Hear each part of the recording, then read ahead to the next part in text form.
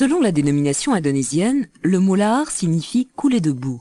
La formation du lahar provient de la conjonction de plusieurs éléments, une présence de matériel volcanique instable, une injection d'eau dans ce matériel et enfin une rupture d'équilibre qui met ce mélange en mouvement. La boue descend les pentes, puis emprunte le lit des torrents et des rivières. Les lahars les plus communs apparaissent lorsque la pluie, souvent torrentielle dans les pays tropicaux, imprègne des dépôts de cendres non consolidées créés lors d'une éruption en cours ou ancienne. Ces pluies ont pour effet de liquéfier la boue et d'en accélérer la vitesse de descente.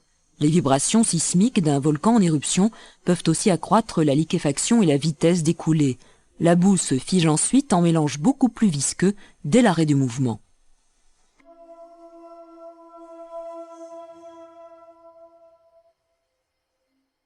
Pluie, eau issue d'un lac de cratère, fonte des neiges ou des glaciers peuvent être à l'origine de la formation des coulées de boue. Les lahars se répandent à plusieurs dizaines de kilomètres du volcan. Ils possèdent une forte énergie cinétique due à la masse énorme mise en mouvement et à sa vitesse de déplacement. Leur puissance de destruction est très importante et peu d'infrastructures résistent à leur passage.